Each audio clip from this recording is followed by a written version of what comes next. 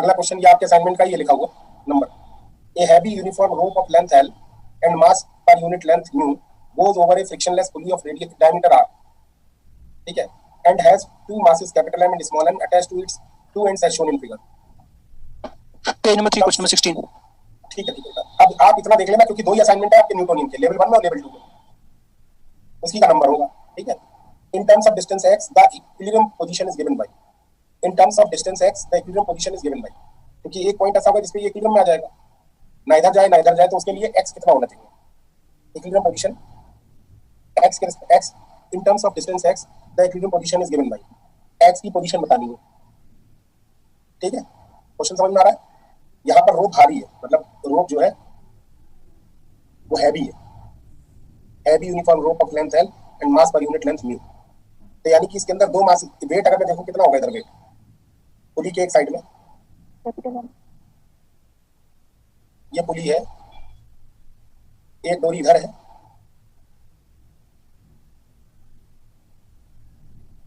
और एक डोरी इधर है, इसका रेडियस आर है गिवन, नहीं 2r है, डायमीटर r है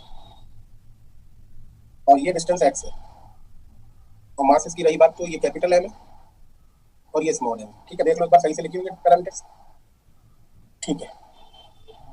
अब इसका वेट अगर दिखाऊं तो इस पर वेट कितना लग रहा होगा इधर और इस पर वेट कितना लग रहा होगा इधर,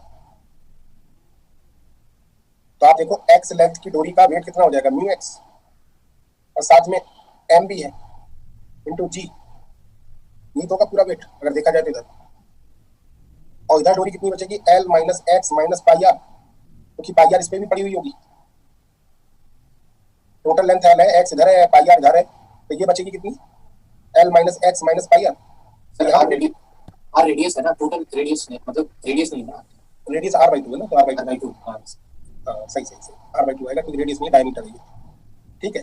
तो l minus X minus pi R upon 2, ये तो हो गया इसकी म्यू से मल्टीप्लाई अगर कर लूं तो ये बन गया इसका weight mass plus capital M into g। Mu से क्यों मल्टीप्लाई कर रहे हो बेटा? मास की मल्टीप्लाई लेंथ की मल्टीप्लाई मास पर यूनिट लेंथ करूंगा तभी तो मास बनेगा। अरे लेंथ है ना ये तो x, लेंथ को आपने म्यू से मल्टीप्लाई किया ना। अरे तो मास पर यूनिट लेंथ क्या दी हुई है? ओके ओके ओके म्यू दी हुई है, यानी यूनिट लेंथ की मास जो है म्यू है, तो x लेंथ का मास कितना होगा म्यू x।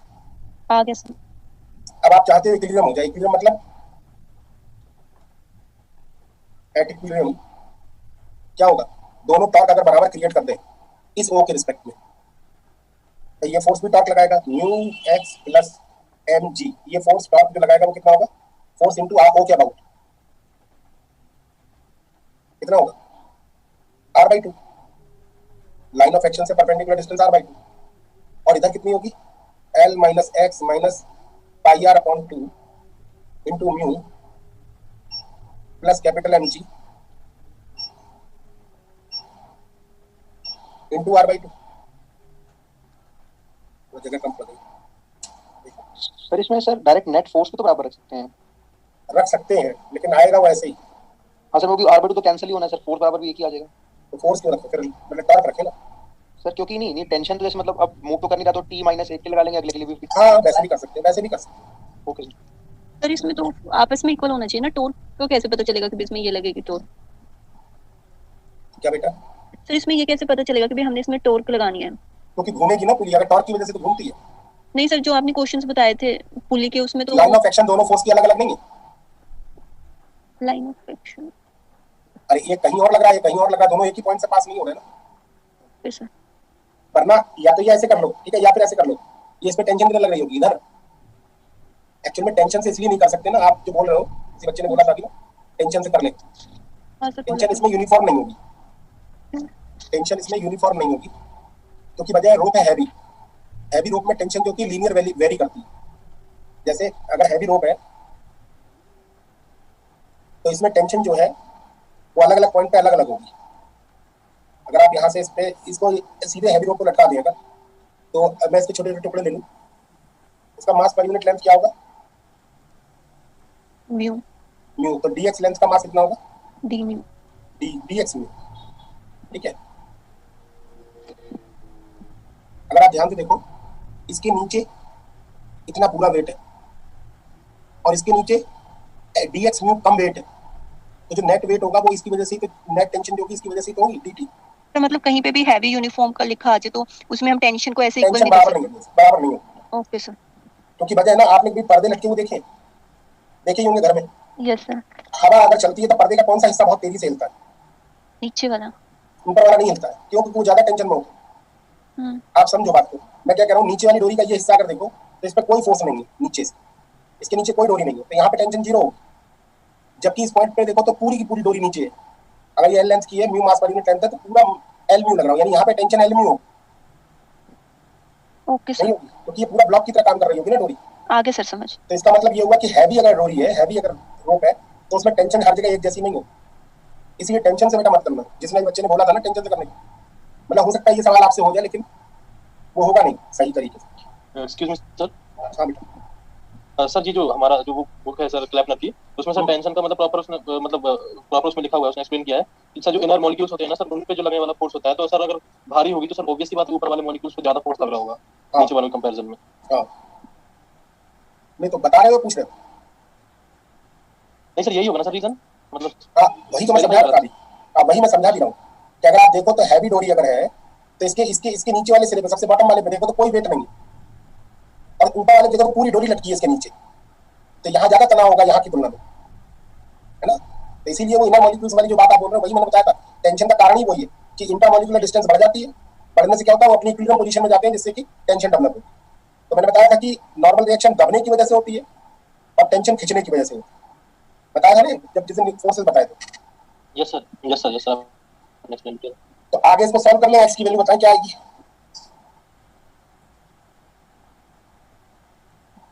कौन सा ऑप्शन सही होगा? सपोर्ट।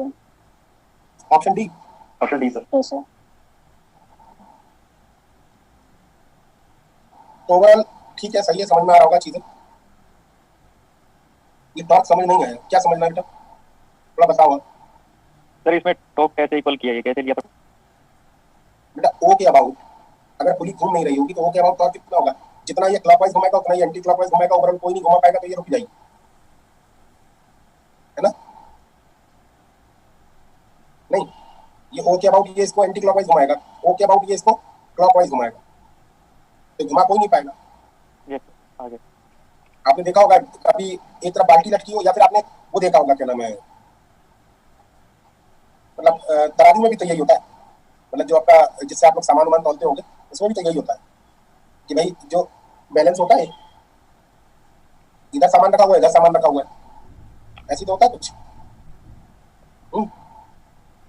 ये अपना टॉर्क इधर ले जाता है तो ये नीचे झुक जाता है अगर इधर वजन कम हो, और ये अगर ज्यादा होगा तो इधर वजन, अगर ये दोनों मास बराबर होंगे तो ये क्या होगा, वहीं रुक जाएगा। इसी से पता चल जाता है कि हम लोग तौल लेते हैं चीजों को, नहीं? Yes sir. चलो आगे, सारे डाउट हो गए होते। चलिए अब आगे बढ़ते हैं। इस तरीके के क्वेश्चन आप लोग कर लेना, और आपको कई सारे क्वेश्चंस मिलेंगे आपके असाइनमेंट में भी, और बहुत इंपॉर्टेंट रहते हैं क्योंकि बेसिक कंसेप्ट से रिलेटेड है। तो आप थोड़ा मूड चेंज करते हैं, कोलिजन पे आते हैं, ठीक है? तो सबसे पहले कोलिजन में एक पैरामीटर सुन ले बेटा। कोलिजन में हमें सबसे पहले कुछ चीजें पढ़नी है। तो ड्यूरिंग कोलिजन अगर हम बात करें,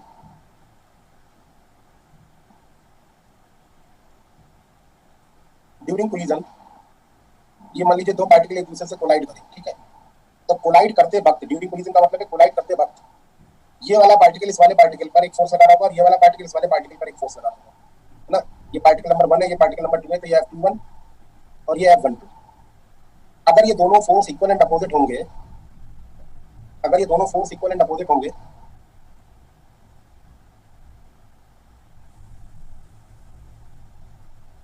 अगर ये दोनों फोर्स इक्वल एंड अपोजिट होंगे तो नेट फोर्स कितना हो जाएगा? 0। और नेट फोर्स अगर 0 होगा तो according to Newton law,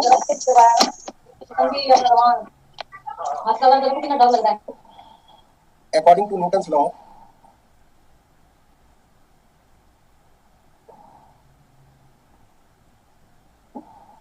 linear momentum of system should be conserved.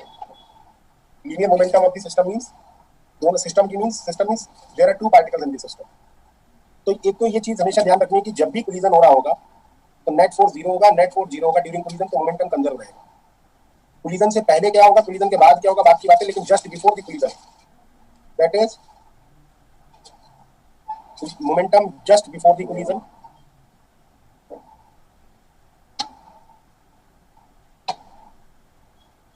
And just after the collision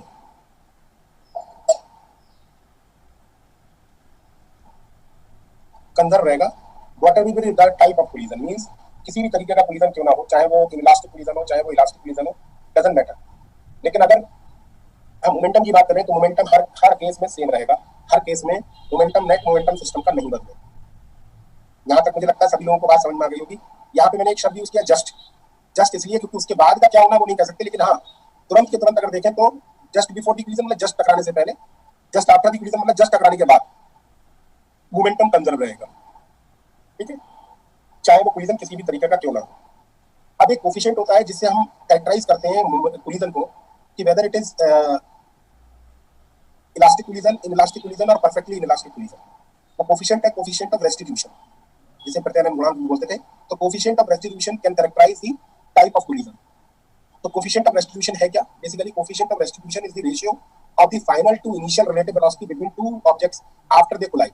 means coefficient of restitution E से डिनोट कर देते हैं, कभी-कभी एप्सिलॉन से भी। तो ई और एप्सिलॉन दोनों ही आप लोग देखेंगे सिंबल। तो if coefficient of restitution is denoted by E and it is equal to final relative velocity, और कह सकते हो आप relative velocity of separation, relative velocity of separation divided by relative velocity of approach. Relative velocity of separation divided by relative velocity of approach. This is called coefficient of restitution, and this coefficient is basically related to the loss in the energy of the system. Means किसी system की energy loss हो रही है कि नहीं हो रही है, उससे डिनोटेड, इससे रिलेटेड है कहीं ना कहीं। और कोफिशिएंट ऑफ रेस्टिट्यूशन की value for different type of collision अलग अलग होती है। और कोफिशिएंट ऑफ रेस्टिट्यूशन की मैंने यहाँ पे लिख दिया, ये वैसे लिखा हुआ भी है, हाथ से भी लिखा हुआ है, चाहे तो ये हटा ही देते हैं क्योंकि मैंने देखा नहीं कि लिखा हुआ ऑलरेडी। ठीक है, relative velocity after collision, relative velocity before collision, and coefficient of restitution is basically property of objects. ठीक है, and elastic property है कहीं ना कहीं ये collision की। इसके बारे में आपको बताएंगे भी कैसे ये ढूंढी गई थी, वो आगे बताएंगे। तो टाइप ऑफ collision की अगर बात करें तो E is equal to 0 for perfectly inelastic collision. Perfectly inelastic collision means if E is equal to 0, what do you mean by this? E is equal to 0 means relative velocity after collision 0, यानी कि the relative velocity of separation is equal to 0 means either वो एक ही velocity से भागने लगेंगे आगे या फिर वो रुक जाएंगे। इसको हम बोलेंगे कि E is equal to 0 हो गया। And kinetic energy is converted to heat or work done in deforming the objects. या तो kinetic energy जो होगी इस केस में heat में convert हो जाएगी या फिर work done करने में, deform करने में, body को जो काम करने में खर्च हो जाएगी। E is greater than 0 less than 1, अगर ऐसा है तो इसको बोलते हैं हम inelastic collision in which some kinetic energy is dissipated, मतलब ज्यादा नहीं लेकिन काफी सारी काइनेटिक एनर्जी डिसिपेट हो जाती है। इसमें भी डिसिपेट होती है, लेकिन एक बात बता दूं कि लॉस जो होता है, लॉस इन काइनेटिक एनर्जी, इस केस में मैक्सिमम होता है और इस केस में मॉडरेट होता है। अभी हम बताएंगे इसके बारे में और भी। ठीक है, तो 0 और 1 के बीच में तो इसको इलास्टिक कोलिजन कहेंगे। If E is equal to 1 for perfectly elastic collision, E is equal to 1 किसके लिए होगा? परफेक्टली इलास्टिक कोलिजन के लिए, in which no kinetic energy is dissipated and the objects rebound from one another with the same relative velocity with which they approached. मतलब relative velocity of separation is equal to relative velocity of approach. मतलब जितनी तेजी से ये आगे बढ़ेंगे उतनी तेजी से ये सेपरेट होंगे when you are talking about perfectly elastic collision. ठीक, तो जहां पर elastic collision या perfectly elastic collision लिखा हुआ, बात एक ही है। और फाइनल बात ये है कि coefficient of restitution, COR लिख दिया इसके लिए शॉर्टकट में। coefficient of restitution is a property of pair of object in a collision, not a single object. Means ये pair of objects की प्रॉपर्टी है, ना कि किसी एक ऑब्जेक्ट।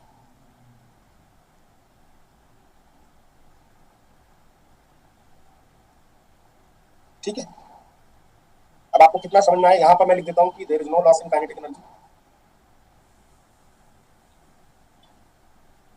और यहाँ पे लॉस जो होता है वो मैक्सिमम होता है, ना कि बिल्कुल लॉस होता है। मतलब मैक्सिमम लॉस मतलब अभी हम आपको दिखाएंगे, ये नहीं कि काइनेटिक एनर्जी फाइनल काइनेटिक, इसका मतलब मैं बता दूं आप लोगों को, इसमें फाइनल काइनेटिक एनर्जी कम होती है इनिशियल काइनेटिक एनर्जी से, ये नहीं कि फाइनल काइनेटिक एनर्जी जीरो हो जाती है।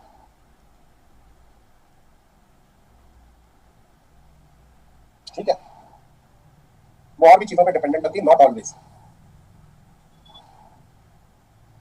क्योंकि अगर दो बॉडीज एक दूसरे की तरफ अपोजिट डायरेक्शन में अप्रोच कर रही हैं तो उनका मोमेंटम जीरो होगा, और मान लीजिए परफेक्टली इलास्टिक कोलिजन हुआ तो उनका फाइनल मोमेंटम भी जीरो होगा, तो उन्हें रुकना ही पड़ेगा। तो उस केस में ऑलवेज लिख सकता था, इसीलिए मैंने लिख दिया नॉट ऑलवेज। ठीक है, इसको लिख लें आप लोग, उसके बाद आगे बढ़ते हैं।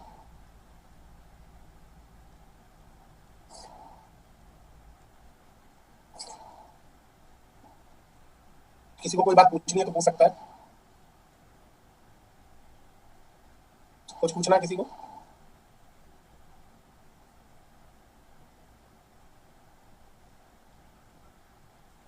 नहीं सर आगे चले आगे बढ़े। बहुत सिंपल चीज है, इसलिए आगे बढ़ता हूँ। अब जैसे ये प्रॉब्लम आ गई आपके सामने, a tennis ball is dropped on a horizontal smooth surface, it bounces back to its original position after hitting the surface. The force on the ball during the collision is proportional to length of compression of the ball. Which one of the following sketches describe the variation of its kinetic energy with time t most appropriately? The figures are only illustrative and not to be scale. मतलब केवल एक figure की तरह figure को समझें, scales में बात ना करें। तो कौन सा ऑब्जेक्टिव सही होना चाहिए? पहले क्वेश्चन को फिर से पढ़ लेते हैं और दोबारा बताते हैं क्या कह रहा है। एक टेनिस बॉल को ड्रॉप किया हॉरिजॉन्टल सरफेस पर, it bounce back to its original position, वापस लौटी उसी पोजीशन में जिस पोजीशन से आई। मतलब कोलिजन कैसा हुआ? Elastic collision after hitting the surface. ठीक है, the force on the ball during collision means we are talking about during the collision. The force on the ball is proportional to the length of compression. मतलब जो force इस पे लग रहा है वो कंप्रेशन जो बॉल में हुआ है, लेंथ उसका, मान लीजिए एक्स कंप्रेस हुई तो उसके प्रोपोर्शन में बॉल पर फोर्स लग रहा है, और होता भी है। इंट्रामोलिकुलर थ्योरी यही कहती है कि फोर्स जो है स्प्रिंग की तरह बिहेव करता है। Which one of the following sketches describe the variation in kinetic energy with time t? क्या होना चाहिए?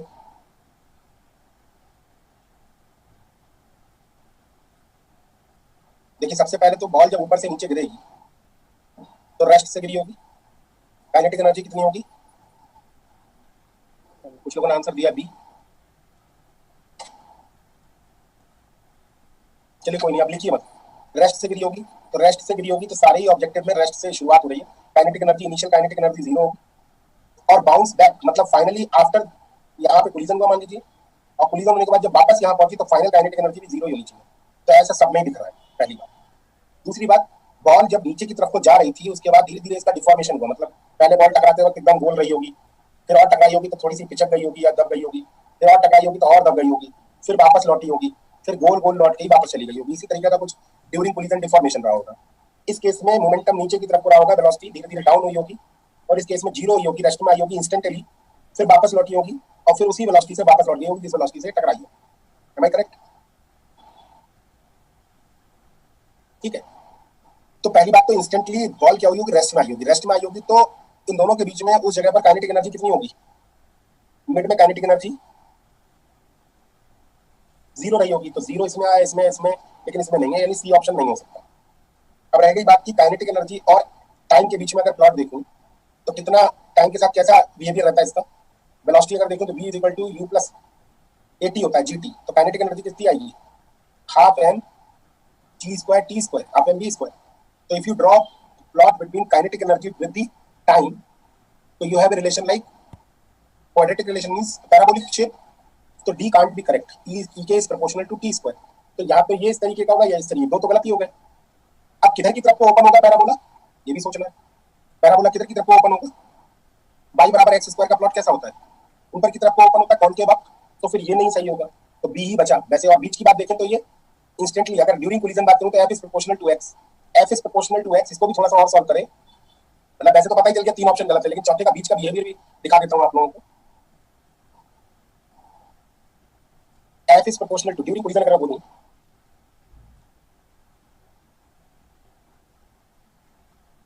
f is proportional to minus x, f is equal to mx double dot minus x। ये अगर मैं लिखूं mx double dot को, तो d2 dv over dt लिख सकता हूं, यहीं पे लिख लेता था dv over dt। dv over dt से भी काम बनेगा नहीं।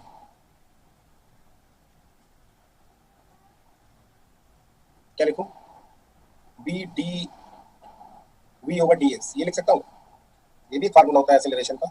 तो m v square is proportional to minus के एक्स स्क्वायर, कुछ इस तरीके का। तो यहाँ से v is proportional to minus x आ गया, एम तो कांस्टेंट है ही।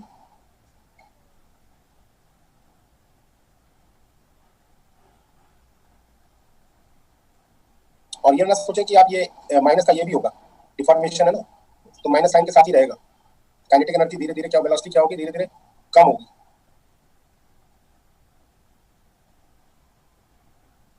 इसके बाद आगे बढ़े अगर,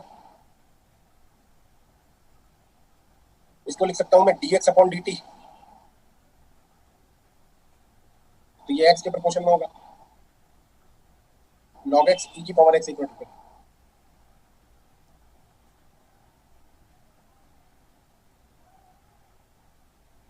एक बार दोबारा से लिखता हूँ, f is equal to minus के एक्स। इसके लिए आपको अगर M X double dot is plus K X is equal to 0, तो यहाँ से ये इसकी ऑक्सिलरी इक्वेशन बनेगी डी स्क्वायर प्लस एक्स। इसका सोल्यूशन कुछ ऐसा आएगा, X is equal to X not sine of omega T या अंडर रूट के बाई एम इंटू टी, और वेलोसिटी आएगी x naught under root k upon m into t into cos omega T.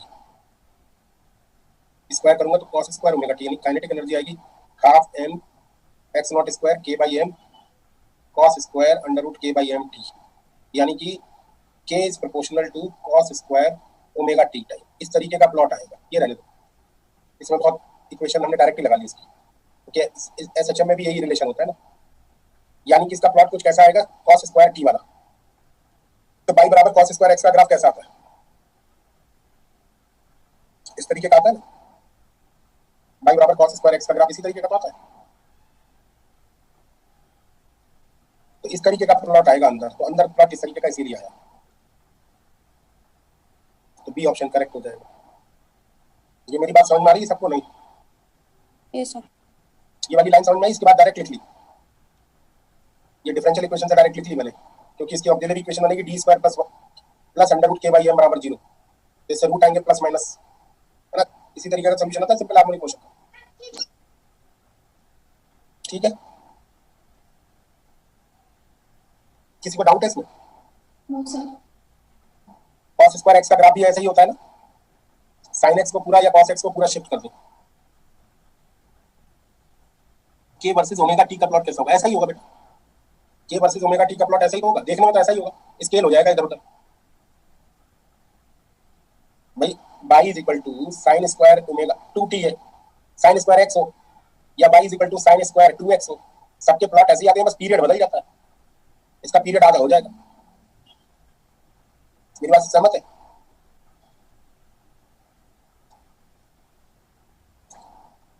इसमें किसी को कोई डाउट नहीं?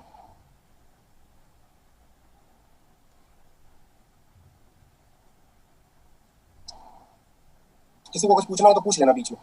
Sir ये जो मतलब cos स्क्वायर ओमेगा टी के साथ ये मतलब थोड़ा सा इसको एक्सप्लेन कर दीजिए, जो फिगर बी है ये वाला फिगर थोड़ा समझ में नहीं आ रहा है, नहीं जो फिगर बी के साथ उसको मतलब रिलेट करके थोड़ा मतलब ये बता रहा हूँ कि मैं इस तरीके की वैल्यू आएगी, जो sin स्क्वायर एक्स में आ रही है, ये इस तरीके की वैल्यू, ये ना, ये इस तरीके का बिहेवियर जो अंदर दिख रहा है ना, इसको एक्सप्लेन कर रहा था मैं।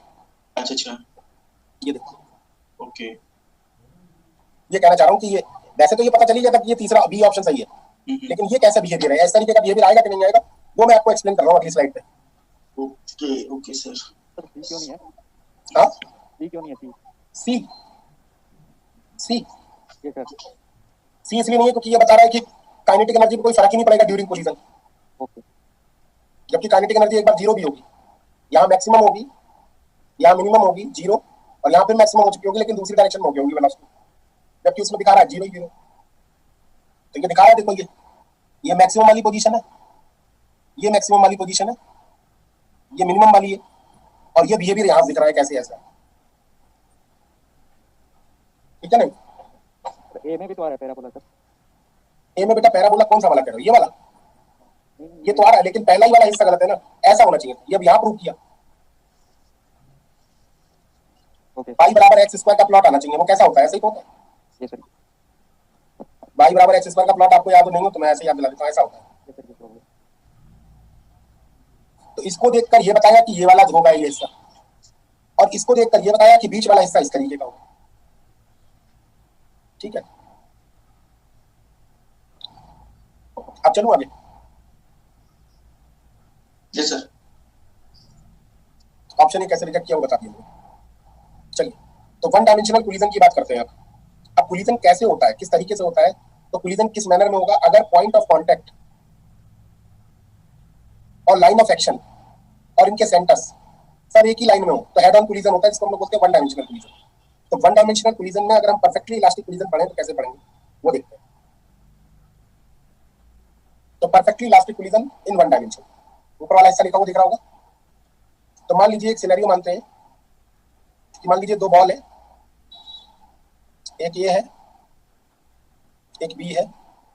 Velocity of ball is initially u1 and u2 and obviously u1 is greater than u2। u1 अगर बड़ा नहीं होगा u2 से तो बॉलें आपस में टकराएंगी नहीं। ये बिफोर कोलिजन पिक्चर है। And after collision for example velocity of a is v1 and velocity of b is v2। और मान लीजिए परफेक्टली इलास्टिक कोलिजन है, ठीक है, तो यहां पर e कितना है? 1 है। ठीक है, अब मैंने पॉजिटिव डायरेक्शन मान रखी है तो इसलिए सभी पॉजिटिव दिखा लिए, और जो नेगेटिव आना होगा उसको नेगेटिव अपने आप आ जाएगा। अब आप देखें कि during collision there is no force, अभी बता चुका हूं। तो momentum conservation law, since F external is equal to 0 during collision,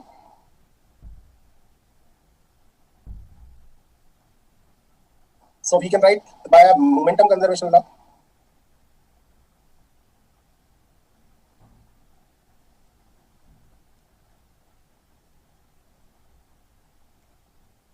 the momentum before collision and momentum after collision बराबर रख दे। तो बिफोर कोलिजन कितना होगा? मान लीजिए इनके मासेस m1 m2 है, तो m1 into u1 plus m2 into u2 is equal to m1 into v1 m2 into v2, equation number 1। ठीक है,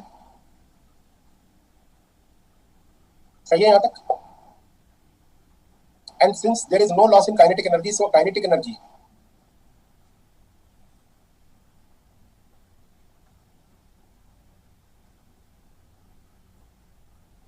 बिफोर कोलिजन और आफ्टर कोलिजन क्या होगी?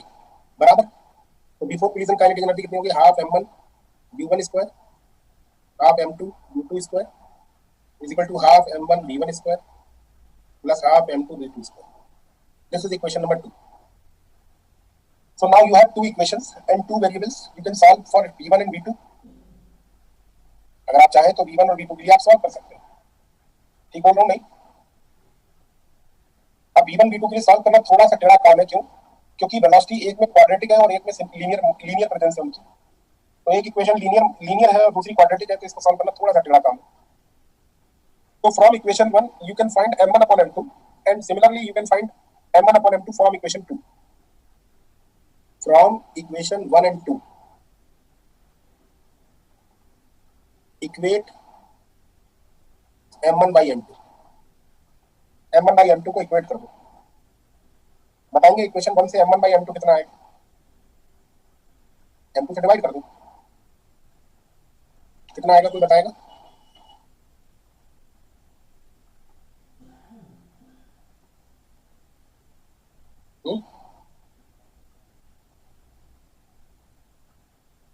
m2 वाले टर्म एक तरफ ले जाओ, v2 minus u2 upon v1 minus u1 upon v1 minus u1 या u1 minus v1, u1 minus u1 v1 minus v1 u1 minus v1 और इधर वाली से निकालोगे तो नीचे वाली इक्वेशन से सेम आएंगे, बस स्क्वायर लगा दे रहा हूँ।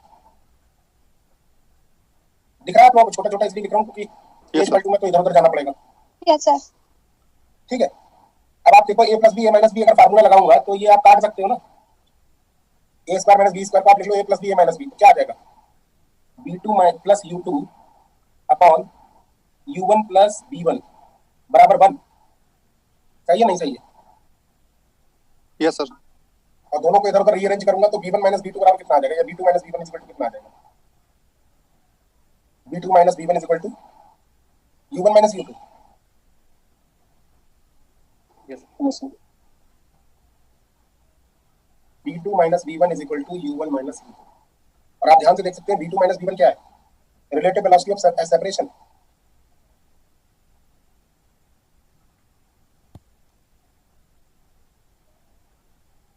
और कह सकते हो रिलेटिव वेलोसिटी आफ्टर कोलिजन. और v2 u1 minus u2 क्या है? Approach. Relative velocity Of approach. Of approach. Means जितनी तेजी से ये अप्रोच कर रहे हैं उतनी तेजी से रिलेटिवली सेपरेट भी हो रहे हैं. क्यों? होना भी चाहिए था, क्योंकि कोलिजन क्या था? परफेक्टली इलास्टिक कोलिजन था. तो कहीं ना कहीं यहीं से डेफिनेशन बनाइए E is equal to 1. यहीं से अगर आप देखो तो आप लिख सकते हो ना v2 minus v1 upon u1 minus u2 is equal to 1. अब आप सोचो कि अगर मान लीजिए परफेक्टली इलास्टिक कोलिजन नहीं होता और मान लीजिए इनइलास्टिक कोलिजन होता तो मोमेंटम तो कंजर्व रहता. मींस इक्वेशन 1 वही रहती जो है, क्योंकि ये मैंने बताया ये हमेशा सत्य है. लेकिन इक्वेशन 2 आप क्या लिखते बताओगे? इक्वल लिख पाते क्या? No sir. तो आपको क्या लगाना पड़ता? लेस देन का साइन. नहीं, आफ्टर कोलिजन थोड़ी कम होती ना. फिर यहाँ पे क्या आता है? लेस देन नहीं आता. क्यों? So perfectly inelastic. नहीं, परफेक्टली इनइलास्टिक नहीं. मान लीजिए इनइलास्टिक कोलिजन की बात कर रहा हूँ. इनइलास्टिक कोलिजन की बात कर रहा हूँ, परफेक्ट नहीं बात कर रहा हूँ. अच्छा. हाँ. ठीक है, तो लेस ही तो आता साइन. और यहाँ पे भी लेस देन आता. ओवरऑल यहाँ भी लेस देन आता.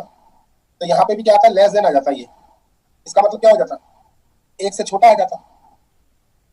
इसका मतलब क्या होता है? रिलेटिव वेलोसिटी ऑफ सेपरेशन कम हो जाता है रिलेटिव वेलोसिटी ऑफ अप्रोच की. इसको बोल दिया गया क्या?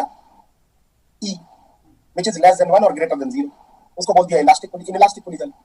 और अब आप सोचो कि अगर परफेक्टली इनइलास्टिक कोलिजन होगा तो क्या होगा? v1 बराबर v2 हो जाएगा. Am I correct? v1 बराबर v2 हो जाएगा. Yes, sir. और v1 बराबर अगर v2 हो जाएगा तो यहाँ पे ये वाली चीज 0 हो जाएगी. और ये 0 हो जाएगी तो ये वाली वैल्यू कितनी आएगी? 0. यानी रिलेटिव वेलोसिटी ऑफ सेपरेशन कितना आ जाएगा? 0. उस केस में क्या होगा? उसको नाम दे दिया गया क्या? Perfectly elastic collision. मैं अब इसको हटा दे रहा हूँ. मैं बताना चाह रहा हूँ यहीं से कैरेक्टराइज करा गया इस वेक्टर को. समझ गए बात को? नहीं. तो ओवरऑल इसी इक्वेशन को इन जनरल आप कैसे लिखते हो? v2 minus v1 is equal to E times u1 minus u2. This is basically called Newton's formula. ये न्यूटन नहीं बताया था इसीलिए उन्हीं के नाम पे है न्यूटन्स फार्मूला. ये एम्पिरिकल फार्मूला है. न्यूटन ने जो फार्मूला बनाया ये एक्सपेरिमेंट्स कर करके देखा और देखा कि कुछ कोलिजन क्या हो रहा है, velocity of separation velocity of approach बराबर आ रहे हैं और किसी किसी केस में कम आ रही है सेपरेशन. तो उन्होंने इसी हिसाब से ये E टाइम्स कर दिया. अब ये वैल्यू, अब ये फार्मूला हर जगह वैलिड है. आप जहां लगाना चाहो, चाहे वो कोलिजन इलास्टिक हो, चाहे इलास्टिक हो, चाहे कोई. तो ये इक्वेशन नंबर 3 आ गई. Now you have two equations. Instead of 2 you can use equation number 3 because equation 1 and 3 are linear in B. Velocity में लीनियर इक्वेशन है 1 और 3. तो आप आराम से इस्तेमाल कर लोगे. है कहीं ना कहीं इक्वेशन 2 किसका कंसीक्वेंस? इक्वेशन 1 और 2 का ही कंसीक्वेंस है. इसीलिए आप लोग याद हो तो 12th क्लास में या 11th क्लास में आपने कोलिजन के क्वेश्चंस किए होंगे. तो एक इक्वेशन तो आप ये लगाते हो और एक इक्वेशन आप ये लगाते हो. सही कह रहा हूँ? नहीं, यस सर. Yes, sir. इन्हीं से काम चल जाता है. अब E की वैल्यू आप डिसाइड कर लो कितनी है, बस उसी हिसाब से हमें चलना. ठीक है. अब जैसे इस केस में E की वैल्यू 1 है तो ठीक है. अगर E की वैल्यू 1 नहीं होती तो कुछ और करते. ठीक है. तो आप इनसे वैल्यू क्या निकाल सकते हो? फिलहाल आपके लिए इक्वेशन नंबर 3 इन जनरल तो मैंने ये अलग से लिख ही दिया. आप इक्वेशन 1 और 3 ये वाली है आपकी. ठीक है. इक्वेशन 1 और 3 इस केस में इससे वैल्यू निकालने v1 और v2 की.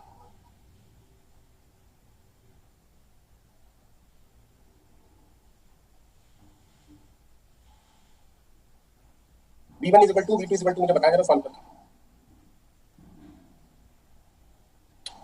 1 आपके पास ये रही, 2 ये रही, 3.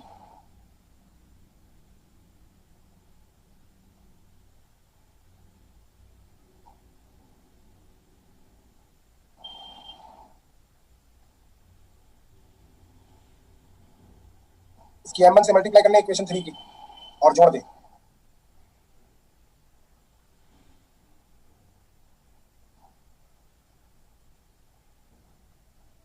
क्या आएगा बताएं?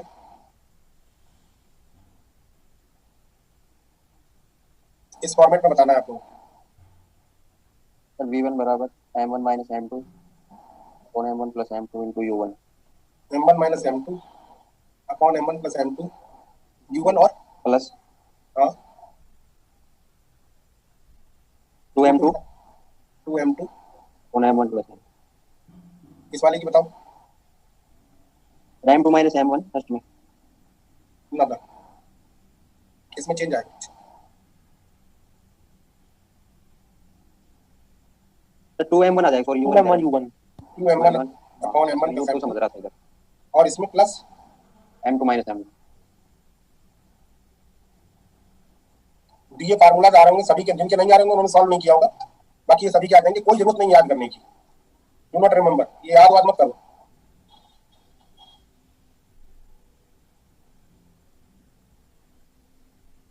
ठीक है, यहाँ पे कुछ कंडीशन और स्पेशल केसेस हम लोग डिस्कस कर सकते हैं।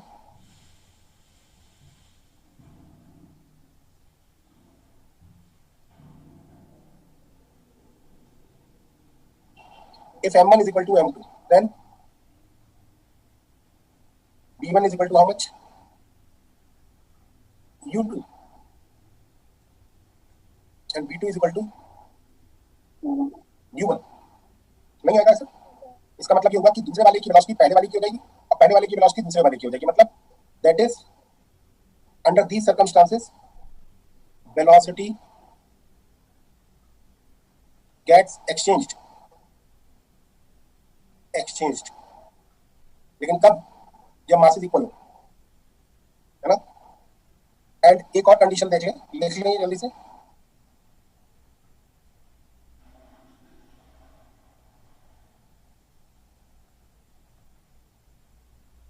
If u2 is equal to 0,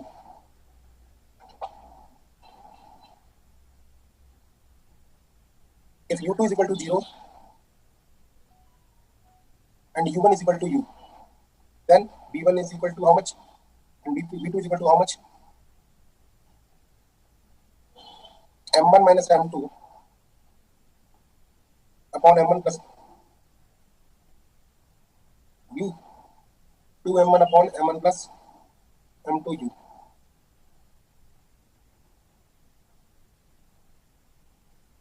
further इनको आप क्लासिफाई कर सकते हो और समझा सकते हो कि ये फार्मूला सही है कि नहीं है।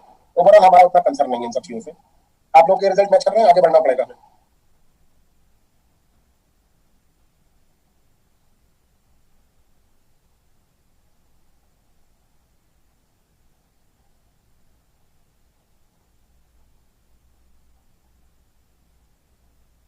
एक मिनट आया मैं, 2 मिनट, ठीक है।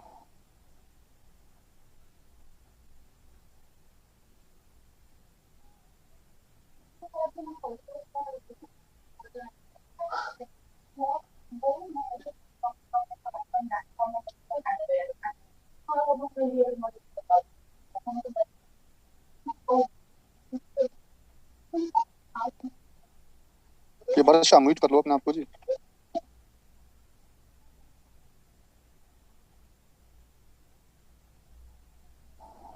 हेलो, हाँ, यहाँ तक किसी को कोई डाउट है?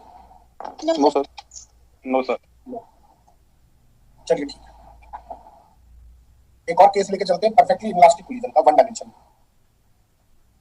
परफेक्टली इनलास्टिक कोलिजन क्या है कि भाई बिफोर कोलिजन मान लीजिए इनकी वेलोसिटी u1 u2 है और obviously u1 is greater than u2 है, और आफ्टर कोलिजन क्या हुआ, ये दोनों एक दूसरे के साथ चलने लगे, मतलब कॉमन वेलोसिटी b होगी, है ना। तो हम इसमें देखेंगे तो मोमेंटम बिफोर कोलिजन इक्वेशन 1 कैसे लिखेंगे? Collision momentum conservation law, m1 u1, मान लीजिए इसका मास m1 है, इसका मास m2 है, और ये वाला हो जाएगा final krump m1 plus m2 का। तो m1 u1 plus m2 u2 is equal to m1 plus m2 v। This is equation number 1। This is due to momentum conservation law, and second one is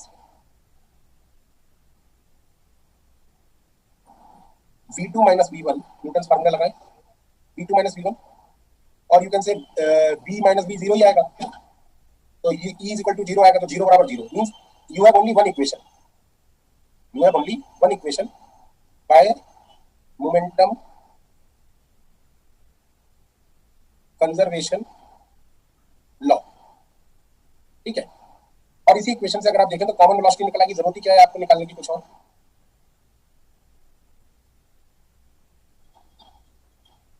इस common velocity से क्या होंगे, चलने लगेंगे ये particles.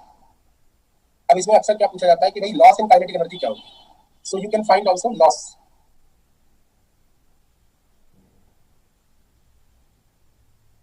Loss in kinetic energy अगर आप देखें तो के फाइनल माइनस के इनिशियल, यही तो लिखेंगे।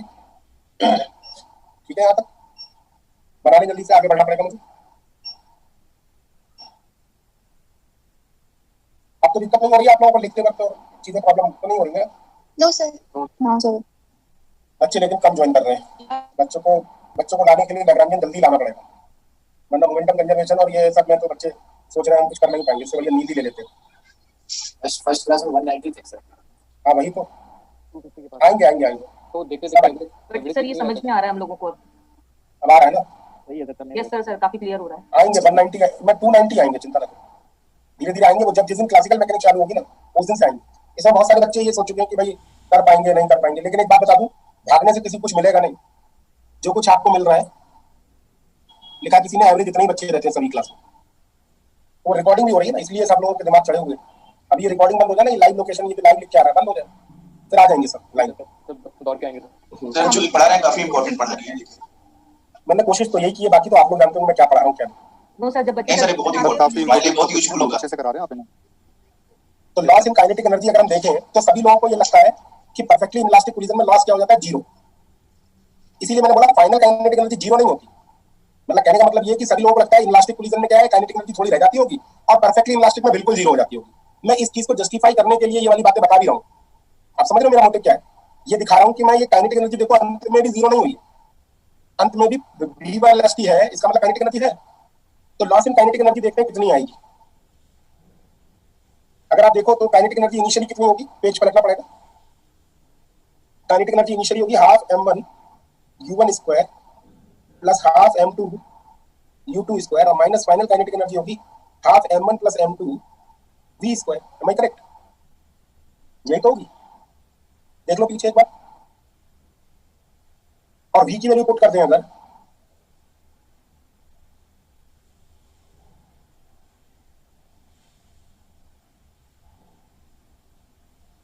v की वैल्यू पुट कर दें m1 u1 plus m2 u2 upon m1 plus m2 whole square. तो आप मुझे जरा सॉल्व करके बताना क्या आ रहा है। ये जगह छोड़ रहा हूँ मैं आपके लिए।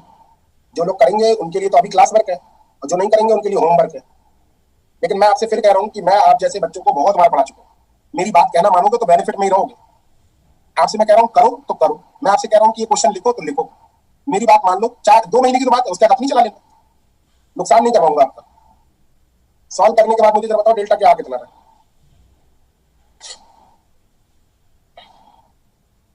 क्या इस तरीके का सोल्यूशन कभी किया है, इस तरीके की कैलकुलेशन कभी की है? सर तब बीएससी में कोलिजन से रिलेटेड नहीं, बाकी कहीं किए किसी और राज्य में? ये सकी है। कहाँ? सर ये तो एक थर्मोडायनामिक्स में कुछ थर्मोडायनामिक्स और कहीं? Sharing of capacitor sir, sharing of energy. Capacitor में किया, यस वेरी नाइस। कैपेसिटर में किया था, याद हो तो। दो कंडक्टर्स को एक वायर से जोड़ देने पर loss in kinetic energy, distribution of charge, redistribution of charge, याद आ रहा है किसी को? C1 C2 दो कंडक्टेंस वाले, दो अगर कैपेसिटर्स को अगर जोड़ दें तो उसमें जो रीडिस्ट्रीब्यूशन होता है चार्ज का, और वहां भी फार्मूला कुछ इसी तरीके का होता है, हाफ CD स्क्वायर। याद आ रहा है किसी को? होता है ना? और वहां पर कॉमन पोटेंशियल याद होता था C1 V1 plus C2 V2 upon C1 plus C2। याद आ रहा है? Yes sir. तो ये ऐसे ही निकाला जाता था। तो वहां का फार्मूला भी याद है किसी को? वही आंसर आएगा यहाँ भी। और ये इतना इंटरेस्टिंग है, इसका जवाब नहीं। हाफ m1 m2 आप लोगों को सॉल्व करने m1 plus m2 u1 square और इधर v1 माइनस v2 का होल स्क्वायर। u1 माइनस पता है मुझे ये डायरेक्ट कैसे याद है, आपको भी याद रह जाएगा। काइनेटिक एनर्जी का फार्मूला क्या होता है? mv स्क्वायर ना, yes sir. Half mv square है ना। अब क्या हो जाएगा? हाफ mv स्क्वायर होगा। m की जगह कौन ले लेगा? Reduce mass. और v की कौन ले लेगा? vu rate. आप सॉल्व करने के बाद यही आएगा। Yes sir. बस सेम आ रहा है। ये लग नहीं रहा? हाफ mv स्क्वायर आएगा। लिखने का मतलब ये आपको लग रहा होगा half M B square. Sir voice break हो रही है। ध्यान देना था सभी लोग। तो ये हाफ सी बी स्क्वायर वाला फार्मूला ही एक तरीके का है, या कह लो हाफ एम बी स्क्वायर वाला ही फार्मूला है।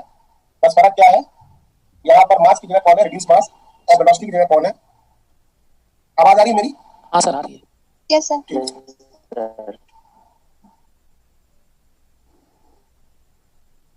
ठीक है, तो ये आप लोग याद रखना, बस अच्छा था इसलिए बता दिया आप लोगों को। लेकिन this is only valid for perfectly elastic collision, this is only valid for perfectly elastic collision, otherwise this formula is not valid. So only valid for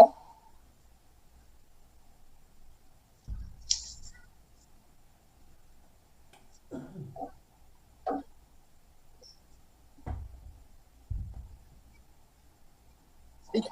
आगे बताओ, बहुत बार न्यूमरस टाइम्स नेट में, गेट में, जेस्ट में बाउंसिंग ऑफ बॉल से related question पूछे जा चुके हैं। सर प्लीज एक बार बैक कर दीजिए slide. Okay sir. Bouncing off balls बहुत इंपॉर्टेंट आर्टिकल है, कई बार क्वेश्चन पूछा जा चुका है। क्वेश्चन क्या आता है अक्सर, एक बॉल मान लीजिए टकराई ऊपर से, और टकराने के बाद कितनी हाइट तक ऊपर जाएगी। एच हाइट से किसी बॉल को छोड़ा, तो मान लीजिए स्मॉल एच हाइट तक ये वापस गई, तो स्मॉल एच और कैपिटल एच में क्या रिलेशन है, समझ रहे हो बात को। इनिशियली नीली वाली जगह से आई और फाइनली यहाँ तक पहुंची इस जगह से टकरा के, और मान लीजिए इनके बीच में जो कोफिशिएंट ऑफ रेस्टिट्यूशन है वो ई है, कोफिशिएंट ऑफ रेस्टिट्यूशन ई है। तो हमें ये निकालना है कि कोफिशिएंट ऑफ रेस्टिट्यूशन अगर ई है तो कितनी ऊंचाई पर डाल जाएगी वापस। ठीक है, शॉर्टकट में COR लिख दे रहा हूं। तो हमारा मोटिव है यहाँ पर relation between capital H and small H. ठीक है, चालू करें। आप मुझे ये बताएं, जब कैपिटल एच हाइट से नीचे गिरेगी बॉल, तो गिरते वक्त जस्ट गिरते वक्त इसके अंदर वेलोसिटी कितनी आ जाएगी।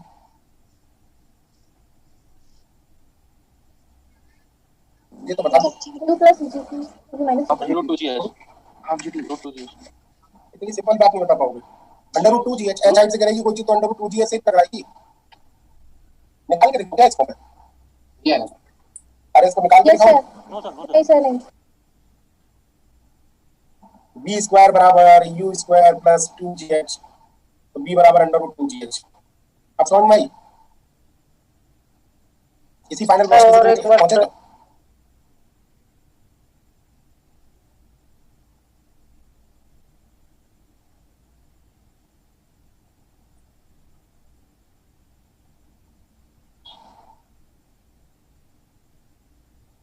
बेटा इतना मैसेज मत लिखो आप लोग, कोई फायदा नहीं है। मैं भी कंफ्यूज रहता हूँ कि कुछ काम की चीज होगी और आप लोग देख देते हो। चलो आपको समझने के लिए करके दिखा देता हूँ। From A to B, B square is equal to you square plus 2gh, B A is equal to under root 2gh। ठीक है, and you have two things in this system. यहाँ पर सिस्टम क्या है, यहाँ पर सिस्टम है एक तो ग्राउंड बीबी होगा प्लस बॉल, ओ सॉरी बीबी, ग्राउंड प्लस बॉल। अगर इसके लिए आप लोग v2 minus v1 is equal to u2 minus u1 formula लगाएं, momentum before collision and momentum after collision, तो क्या आएगा। जस्ट बिफोर कोलिजन बॉल का मोमेंटम कितना होगा, एन, या ये वाला लगाने की जरूरत नहीं है, v2 minus v1 is equal to u2 minus v1 लगाओ। b2 मतलब ग्राउंड की, b ground minus b ball बराबर e times u ball u ground. यही तो लिखूंगा। अरे सही है, v2 माइनस v1 बराबर u times u1 minus u2। Ground की वेलोसिटी आफ्टर कोलिजन कितनी होगी, 0। बॉल की वेलोसिटी आफ्टर कोलिजन निकालनी है, e टाइम्स नहीं पता। और ग्राउंड बॉल की वेलोसिटी इनिशियल वेलोसिटी कितनी होगी, अंडर रूट 2gh। ग्राउंड की वेलोसिटी 0, क्योंकि ग्राउंड रेस्ट में ही था शुरू में।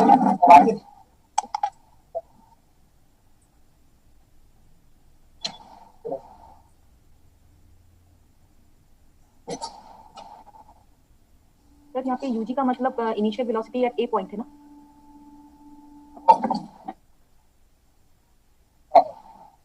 बी कितना आ जाएगा माइनस टाइम्स टू जी। इसका मतलब ये कितनी वेलोसिटी से वापस आएगा e times under root two g h से। मान लीजिए ये जगह कौन है बी डैश है और ये जगह नाम है ए डैश जहां तक आप वापस लौटा है। तो आप फिर से फार्मूला लगाएं from B dash to A dash B square equal to you square plus 2s या फिर कोई और फार्मूला लगाते हैं यहाँ जाके फिर रेस्ट में हो जाएगी तो b square equal to you square plus 2s लगा तो b square equal to you square कितना e under root two g h minus two g small h. सही लिखा देखो b square equal to you square minus two g h. तो यहाँ से आपका e square two g h is equal to two g h is equal to how much e square h. यानी मोटे तौर पे अगर कहें इन ब्रीफ अगर आप एच हाइट से किसी बॉल को गुजराओगे तो कितनी हाइट तक वापस लौटेगी ई स्क्वायर एच। ये मतलब एक बात थी समझ गया बात तो नहीं है ना। एक लाख इसका अगर ब्रीफ करते हैं तो यही बात निकली। दूसरा अगर बॉल आपकी किस वेलोसिटी से टकराए यू से टकराए तो वापस कितने से लौटेगी देखा आपने कितने से टकराई थी यहाँ पे under root two g s से तो वापस कितने से ई टाइम्स तो e times under root two g s से लौटेगी मतलब ई टाइम्स यू से वापस समझ में आ गया रिजिड एंड से टकरा जाए तो नहीं सर दोनों ही बातें बहुत इंपॉर्टेंट है याद करने वाली। मेरी आवाज सुन रही नहीं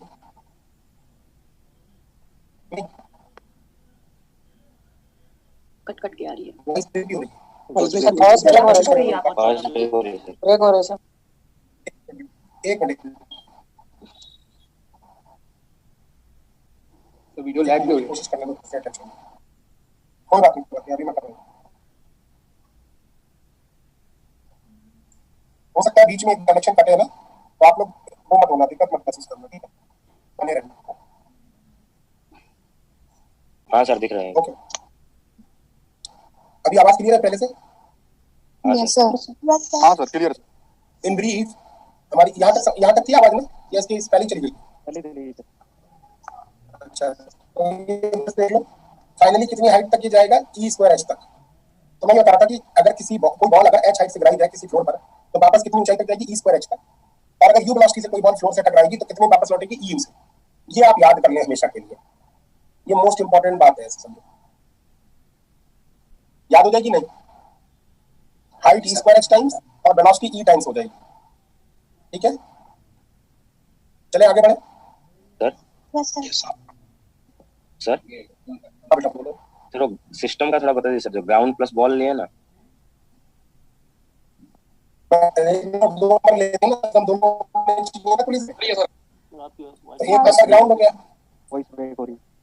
सर मतलब ये जो क्यों लिया मतलब ग्राउंड प्लस बॉल का जो क्यों लिया उसमें क्योंकि टक्कर किस किसकी हो रही है बॉल की।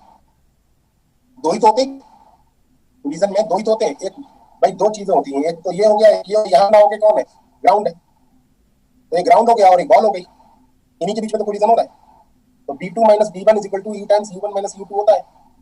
ये मान लो ग्राउंड 2 वाली है ये पहली बॉल है ना पहली चीज है तो b2 तो हमेशा ही जीरो रहेगा e टाइम्स मान लीजिए ये u से टकरा रही है आके तो b2 भी जीरो u2 भी जीरो तो ये b1 बराबर कितना हो जाएगा e times u1 minus sign क्या बता रहा है उल्टी डायरेक्शन में भागना समझ आ रहा है। हाँ सर समझ आ गया यानी कि बॉल वापस कितने से लौटेगी eu से लौटेगी ये मैं कह रहा हूँ कि ये लिखा हुआ है सामने आपके कितनी हाइट पे लौटेगी e स्क्वायर h हाइट पे लौटेगी आरस पसंद में नहीं और बहुत ही इंपॉर्टेंट फैक्ट है क्योंकि इससे रिलेटेड बहुत सारे क्वेश्चन आए हुए हैं।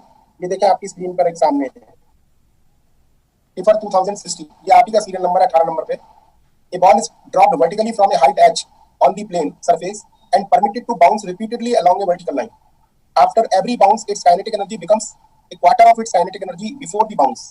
मींस कहीं ना कहीं इस सेंटेंस में ई की वैल्यू छुपी हुई है। क्या आप बता सकते हो ई की वैल्यू होगी कितनी। Kinetic energy becomes quarter of its kinetic energy before bounce तो ई की वैल्यू 1/2 तो क्या आप सोचो ये कितनी एनर्जी से लौटेगी वापस अगर हाफ एम बी स्क्वायर से आई है तो लौटेगी कितने से half M E B square से ये 1/4 दी हुई है हाफ एम बी स्क्वायर से तो ई बराबर कितना आ गया 1/2 नहीं आ गया? नहीं समझ में आया? नहीं समझ में आया? सर आगे ओके सर आ गया। और एक क्वेश्चन बस रिपीटेडली बाउंस हो रही है, ठीक है, ड्रॉप करी गई। तो पहले आप ये देखें कितनी ball will come to rest after time, time निकालना है। तो पहली बार जब बॉल एच हाइट से नीचे गिरेगी तो कितने टाइम में पहुंचेगी नीचे? कितने टाइम में पहुंचेगी? हाँ, √2h/g। बेटा इतना ध्यान रखो आप लोग, टाइम लगता है √2h/g, कितनी वेलोसिटी गेन करता है √2g। तो कितना टाइम लगेगा इस पाथ को फॉलो करने में? √2h/g। तो टाइम ऑफ फ्लाइट निकालना है तो √2h/g। उसके बाद आगे बताओ, अब अगली हाइट कितनी होगी टकराने के बाद? अगली हाइट कितनी होगी? तो टाइम कितना लगेगा? टाइम कितना लगेगा? √2e²h/g। Yes sir. अगली बार लौटने में कितना टाइम लगेगा? सेम टाइम लगेगा, उतना ही टाइम लगेगा क्योंकि ऊपर से थोड़ी लौट के टकरा रहा है। तो 2 टाइम्स लिख दे रहा हूँ प्लस वहां से फिर वापस लैंड करने के बाद कितनी हाइट तक जाएगा? e⁴h। कितना टाइम लगेगा? 2e⁴h/g। नहीं सही है, and so on so fourth. यही तो हुआ टोटल टाइम। तो √2h/g बाहर ले लूं अगर मैं, तो ये बचेगा 1 + 2e + 2e² plus and so on so forth up to infinite. √2h/g, ये देखो ध्यान से, 1 + 2e/1 - e हो जाएगा इसका सम। 1 को छोड़ के आगे की पूरी क्या है? जीपी है, जिसका कॉमन रेशियो e है। तो a/1 - r होता है, तो a/a कौन है? 2e, और /1 - r, r क्या है? e है। सही लिखा है नहीं? Yes sir. e की वैल्यू डाल दोगे आंसर मिल जाएगा। इसको और सॉल्व कर लोगे तो t = कितना आ जाएगा? √2h/g 1 + e/1 - e। देखो कितना टाइम लगेगा। e की वैल्यू डालोगे तो क्या आएगा? कौन सा आंसर आ जाएगा? D option. कौन सा? D option. Yes sir, 1 + e = sir A नहीं, डी इंफिनिटी तब आएगा जब e की वैल्यू बढ़ो। डी है। 1 + 1/2 मतलब 3/2, 1 - 1/2 मतलब 1/2, तो 3 आ जाएगा बस। तो डी ऑप्शन करेक्ट हो जाएगा। क्या आप लोग समझ पा रहे हैं? नहीं सर, एक बार और समझा दीजिए। नहीं समझ पा रहे? चलो मैं तुम लोगों को एक और क्वेश्चन करवाता हूं, ठीक है? रिपीटेड बाउंसिंग देखता हूं।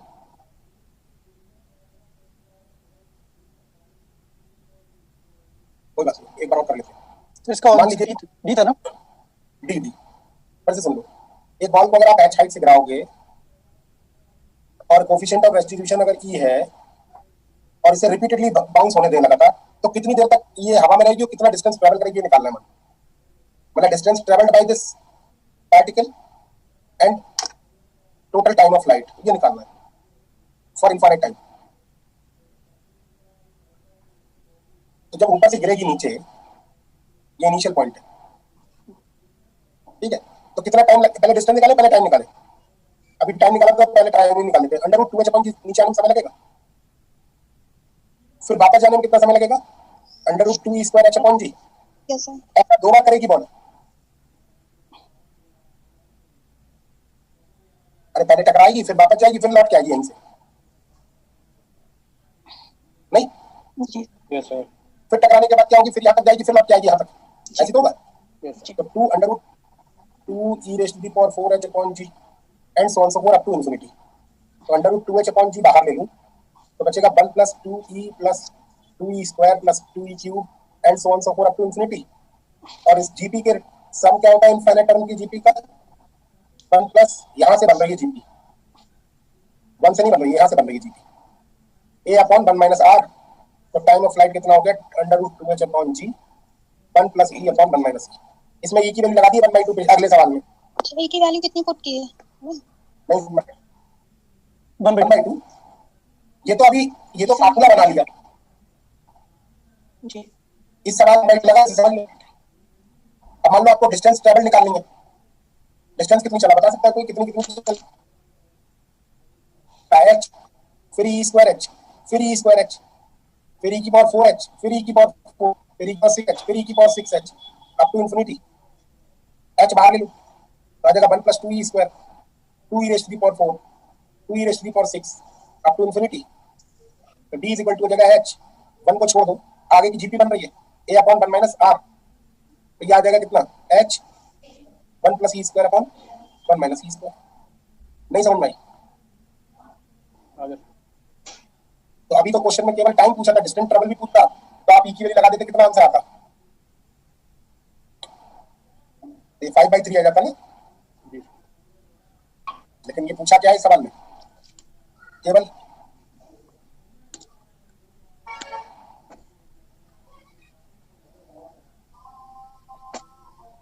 नहीं समझ में आया? ओके सर, आ गया। बहुत सिंपल है, एक बार दोबारा देख लो। ठीक है। ये मेरे को टिफर में पूछा गया था जब मैंने दिया था एग्जाम तो। 3 नहीं समझ में आया। ठीक है, ठीक है। Yes sir. चलिए बेटा आज के लिए इतना रहने देते हैं, अगली क्लास में हम लोग आगे की चीजें करेंगे। मोस्ट प्रोबेबल कल 2 क्लासेस हैं, तो 90% पीछे वाली स्लाइड पे जी। ये सब देखो, ये सब सवाल आए हुए हैं टिफर में, देखो रिपीटेड बाउंसिंग वाले। सर एक बार ये आया टिफर में, ये 2019 में आया रिपीटेड बाउंसिंग वाला। ये सर टीफल में बहुत आते हैं ऐसे टाइप के क्वेश्चन। मैंने कहा ना, ये बेसिक जो मैकेनिक्स पढ़ा रहा हूँ ये सब टिफर में बहुत पूछी जाती है, टिफर में, जेस्ट में, गेट में भी पूछी जाती है। सर आपने जो पहली क्लास में न्यूटोनियन से रिलेटेड क्वेश्चन कराए थे सर, आप कह रहे थे ये हैमिल्टोनियन और लैग्रेंजियन से भी कराएंगे सर, यानी कि अगर उससे उस प्रोसेस से भी करें तो सेम रिजल्ट आएंगे? बिल्कुल बेटा, सच हमेशा यही होता है, जहाँ किसी प्रॉब्लम ओके सर। सामने सेम आएंगे, बस अप्रोच बदलेगी। सर लास्ट स्लाइड पे आ जाइए प्लीज। ये तो बेटा दिखाई देते हैं सबको, सारी स्लाइड्स में बता देते हैं।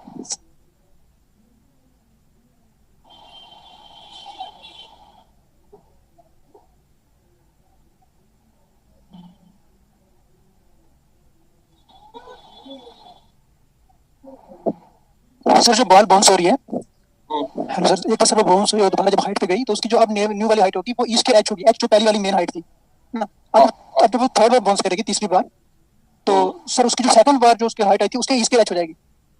हाँ तो वो जो एच लेंगे सर वो सेकंड वाली हाइट का होगा ना? बिल्कुल लेंगे यार, कॉमन सेंस सोचो ना। अरे एक कप दिन में एक बार, हर बार आधा हो जाता है, एक दिन में आधा हो जाता है, तो आज कितना होगा? आज शाम को कितना हो जाएगा? आधा। रेडियो एक्टिविटी पढ़े हो? हाँ सर। कैसे करते हो आधा आधा आधा? जो लास्ट जो हाफ लास्ट लेफ्ट में होती है उसकी हाफ हो जाती है, फिर उसकी हाफ। तो ऐसे यहाँ भी हो रहा है, नहीं समझे? हाँ सर समझ।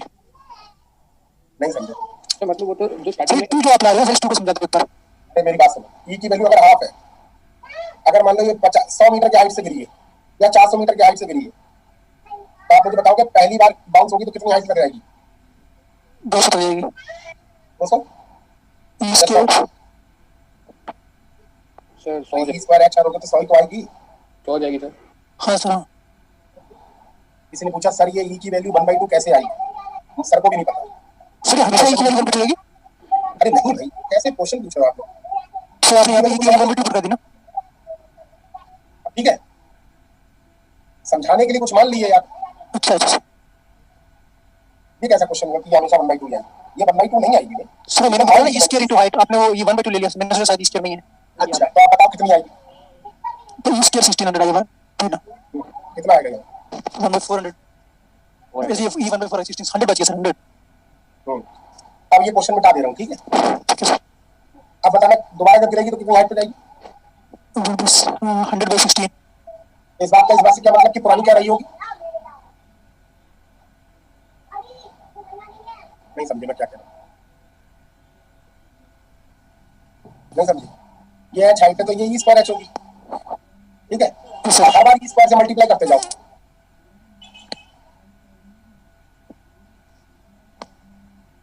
नहीं समझ में? क्या हुआ? मैं समझ नहीं पा रहा हूँ, तुम क्या नहीं समझ पा रहे? बोलो बोलो। हेलो, हाँ सर ठीक है। क्या क्या दिक्कत हो रही है? मैं समझ नहीं पा रहा हूँ। पहली वाली क्या, जो प्रीवियस हाइट है उसका ई स्क्वायर टाइम्स हो जाएगी नेक्स्ट हाइट, तो इसके नेक्स्ट ई स्क्वायर टाइम्स हो जाएगी, इसके नेक्स्ट ई स्क्वायर टाइम्स हो जाएगी, इसके नेक्स्ट ई स्क्वायर टाइम्स हो जाएगी। यस सर हाँ। सर नेक्स्ट वाला स्लाइड शो करना 15th वाला। स्टैटिक डिस्टेंस स्टार्ट करते टाइम सर आपने बताया था ना ई की वैल्यू 1/2 आपने निकाल के बताई थी शायद, तो क्या 15 ब्लैंक स्लाइड है? सर डिस्टेंस ट्रैवल वाली लास्ट स्लाइड दिखा दीजिए। एक मिनट दिखाऊंगा, ये 15 तो स्लाइड ब्लैंक है, ये ऐड की थी आप लोगों को समझाने के लिए। ये लो, क्या बाकी है क्वेश्चन और पूछ लो कोई और सर वो स्पेशल केस वाली जो स्लाइड थी एक बार वो शो कर दो। क्वेश्चन वाली सर स्लाइड 7 और शो कर दीजिए। Hello sir. सर जो काइनेटिक एनर्जी क्वार्टर वाला परफेक्ट वाइज जो स्पेशल केस थे वो स्लाइड शो करना। ये लास्ट स्लाइड सर ये क्वार्टर वाला बताया था काइनेटिक एनर्जी क्वार्टर वाला वो बताना सर। काइनेटिक एनर्जी चौथाई तब हो जाएगी जब वेलोसिटी इसकी आधी रह जाए। मानते हो बात नहीं? सर अभी आपने हाइट करके बताया था, कैसे बताया था? क्या बताऊं? चलो